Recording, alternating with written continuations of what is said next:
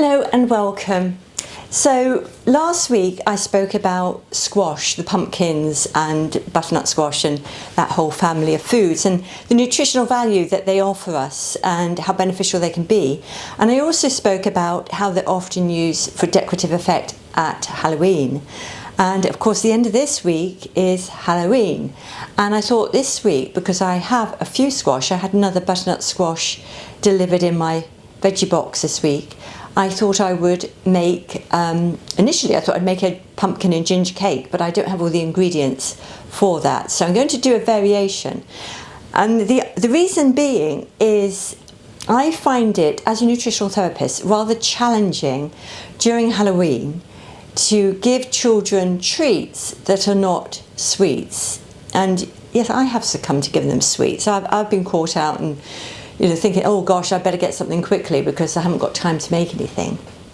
But I don't like giving them sweets. They have loads and I'd like to give them something that's still a treat, but perhaps less, excuse me, I'll just turn this down a minute, less sugary. And so I thought, why don't I do the pumpkin cake? Well, I haven't got all the ingredients, so that won't be happening, but I still have a butternut squash. I can still do a version. Now, the actual pumpkin and ginger cake that I've made years ago, I haven't made it for a while, has stem ginger in it. And I thought, well, I don't know that kids would like that anyway, and it is high sugar at the end of the day.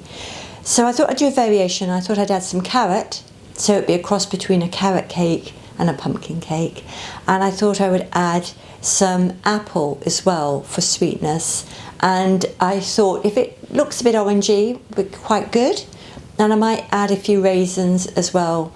So there's plenty of natural sugars going into this. I will be using a bit of coconut sugar. The original recipe asked for dates, but my dates, funnily enough, were out of date. One of them was mouldy, so they had to go. So it just shows it's been an age since I've done any sort of real baking like this. So I'm going to do a version. I'm making it up as I go along. So I will share the actual recipe with you should it be successful. But what I will share is the original one, which I know works because as an adult, that was nice. So yeah, this channel is for adults really, but I thought you probably have the same dilemma I do. So I've got the butternut squash. I've sliced it. I will show you what I did. Unfortunately, I didn't put the volume on for some reason earlier, but I've got, here's the half. I sliced it in half, took the seeds out, which I've kept so I can toast those later. And I've got them in the steamer, steaming at the moment, so I can puree it. So that's going to be pureed. The carrot will be just grated, and the apple will just be cut, as it's an eating apple, it will just be cut into chunks to go in. So it tends to break down whilst it's in there, but that's the plan. So I've made a start, and yeah, let's see how this goes. And if it's successful, whoopee-doo, but if not, well, we tried. So let's get going.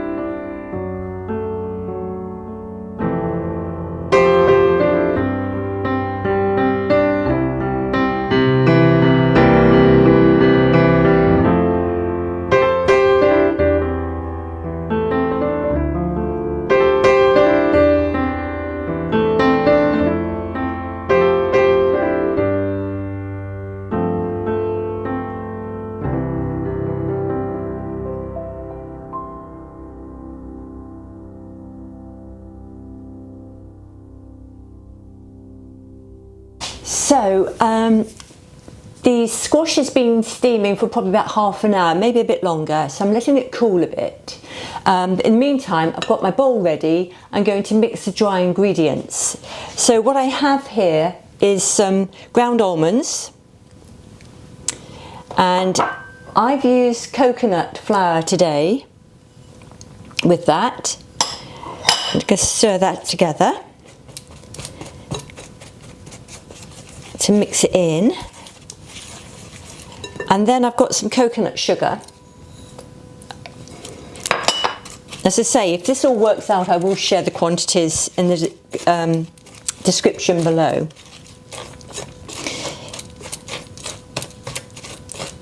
Alright, so it's a bit lumpy, but that's okay.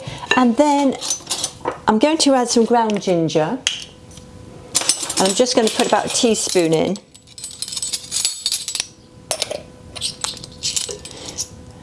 My teaspoon won't fit, so I'll do 2 halves.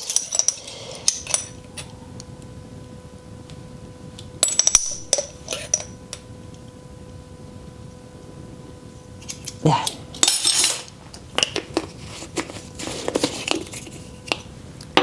Give that a stir.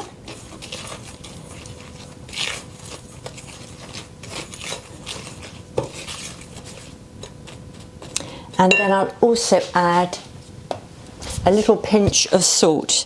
I use sea salt, not rock salt, just a wee bit. There we go. Then all I've got is, I've got 2 eggs to beat up to go in. I'm using olive oil instead of butter, and I've got the apple to do. I'll do that towards the end. I'll stir that in at the end, because otherwise if I start doing that now it will go brown and I don't want that. So I don't think it'll be too long if I take the lid off before the butternut squash is ready for pureeing. But this is something you can do way ahead. You don't have to do this like I'm doing, so I'm thinking, you know, this is last minute for me. But yeah, that won't be too long now, and then we'll come back and whiz it all together. So I've just measured out 165 grams of squash. It's not a lot actually, it's probably about a quarter of that butternut squash. And I'm going to pop it in the food processor and basically puree it.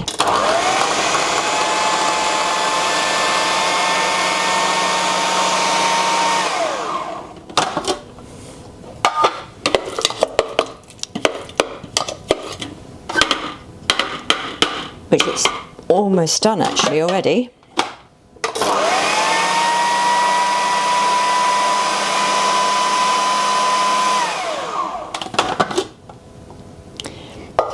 There, I take that out.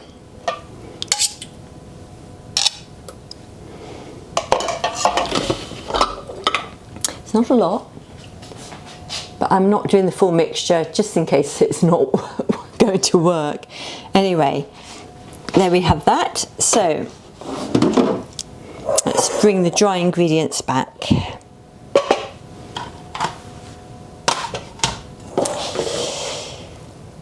So I'm not sure how to do this actually, whether to mix all the wet ingredients together first and pour them in. I think I'll do that.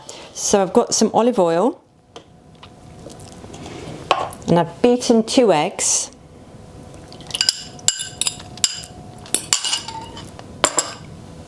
And I'll give that a mix. I need to put some milk in as well.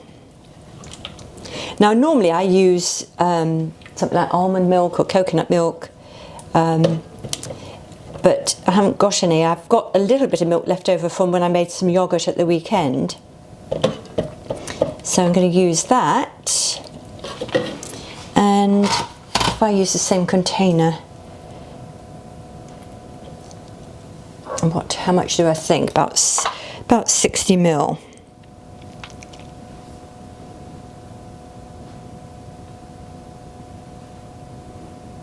Okay, let's see if I've got that.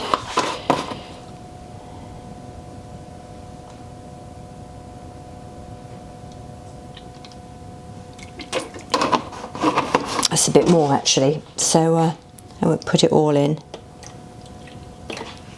I can always add more if I think it needs it. Right, and then I'm just going to pour all of this into the dry ingredients.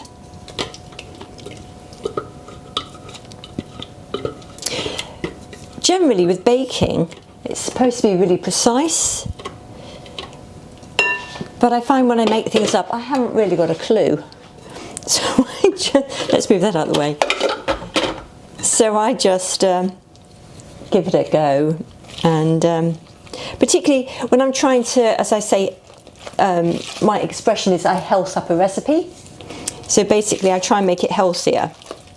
I mean, to be honest, cakes are still, I wouldn't call them healthy. Splash myself, but they're perhaps not as unhealthy, the ones that I health up, as usual ones. Right, so I've got, I weighed the carrot, it was quite a large carrot, so I've got 112 grams, so I'm going to put a handful in first. I'm not sure whether I'll need it all. I think I can put more in.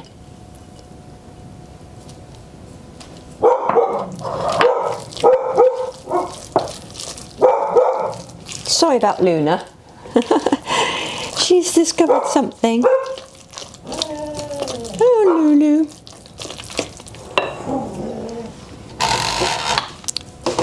There. And now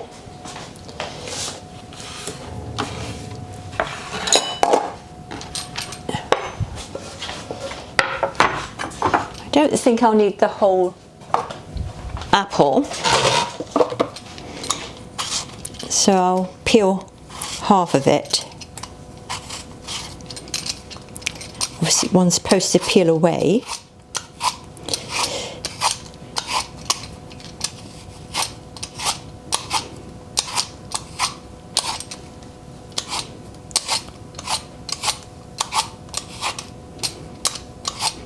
Oh, it smells lovely, this apple. It's from one of our trees in the garden.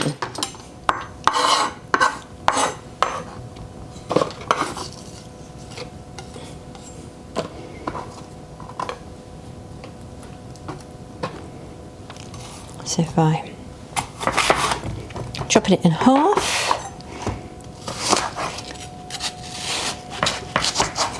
remove the core. I haven't done that very well actually. Try again in a minute.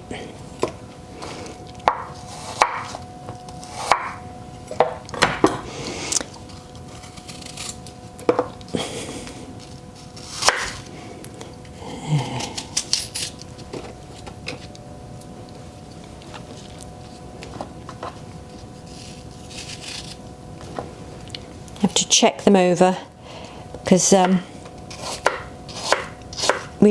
I do grow everything sort of organically, so we do get friends who like to share them with us.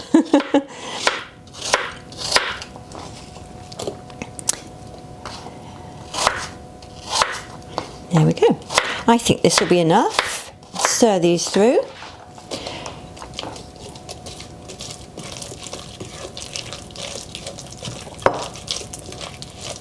And then I will just put a few raisins in so that they look a little bit like squash flies.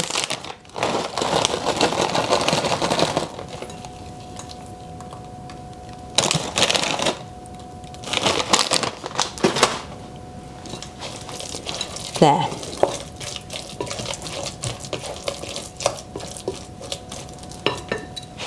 So that's how it looks.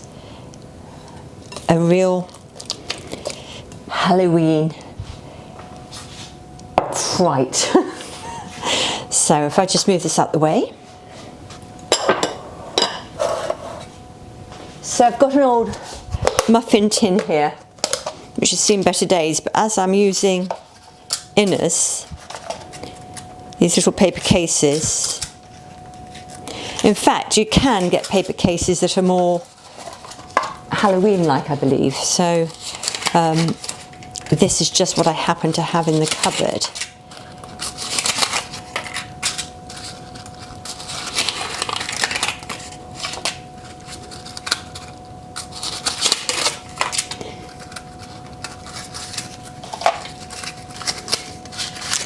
Actually, let's see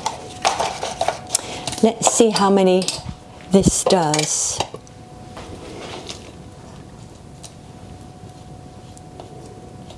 Right. Oh, I know what I haven't put in. I haven't put in the baking powder. Let's see if it will work.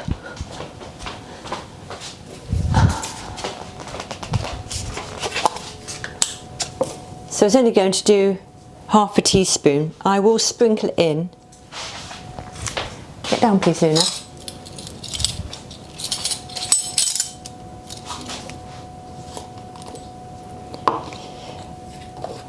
Luna, get down please. Luna's helping herself to whatever she can get hold of, which is her usual trick, isn't it, Lou?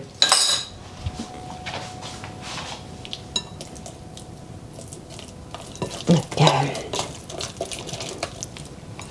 This is not how you do it. We'll see. Oh dear. So, will it work? Will it work? Are you laying bets now whether this is going to work? I don't know. I really don't. Right.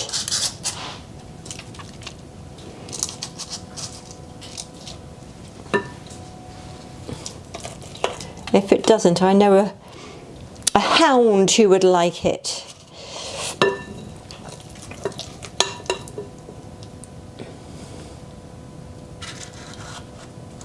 Now I can see her hair hanging off me. Let's move that. The last thing you want.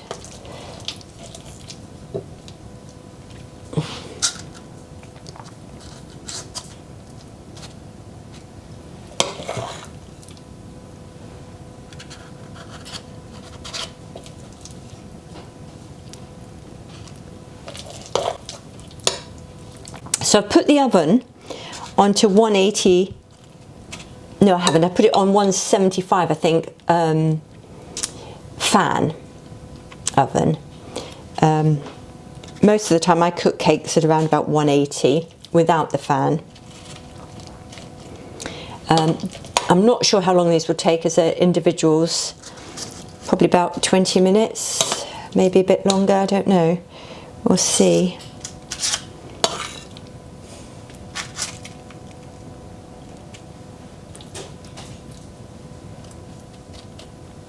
Let's put in another couple of cases.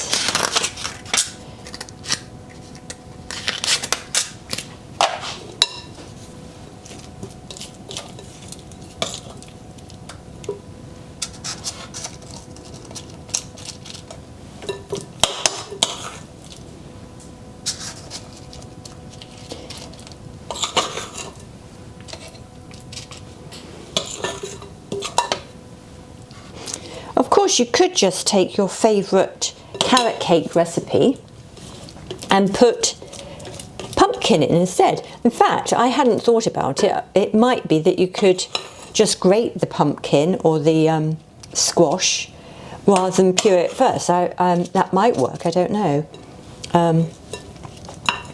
It's all about, for me, just having a little experiment. Right, these aren't terribly even. Some have got more apple than others. In fact, I think one hasn't got any apple. Let's get that in. Right. Okay. There they are, ready for the oven. So it's made 11. I possibly could have made 12. But we'll see how they come out. Will they rise? I don't know. So I'll catch you in a minute once they come out of the oven. Right, well, the little cakes were in the oven for about 30 minutes. So brown on top, still a bit warm actually, but I thought I have eaten one actually whilst it was hot. Couldn't resist. But let's have a look. The dogs are waiting here. Let's move that out of the way. I want to show you this. So it is cooked through. It's possibly a little too moist, I would say. So one could back up on the olive oil or the milk or both. I would put more spice in. I think the 1 teaspoon of ginger isn't enough for my taste. And get down, please. I think it would be nice for mixed spice as well. Get down, Luna. Thank you. So, yeah, it's worked. It's not the best cake in the world, but quite nice. And I think actually with a little dollop of yogurt would be nice as an, you know, afternoon treat. So, yeah, it's worked. Let's just try again. I had the apple there. That's nice. The one I had earlier, I could taste the coconut flour, that is. But yes, with the apple, that's nice. Actually, with the apple chunks, I don't think the last one I had apple chunks in it. This does, and it's definitely tastier. So, lovely. I'd love to know how you cook your squash. As I say, there's so many different ways to do it. It's so versatile and it's so nutritious. And if you don't want to cook it, there are other things you can do with it. Perhaps give it to a farmer who has livestock. I would say pigs probably like it. I would say chickens would enjoy it. And even birds, wild birds, you know, they love to peck at the seeds and the flesh. So have a word and see who might want to have the squash off you. And as I say, the winter squash lasts for up to 6 months, so there's no rush.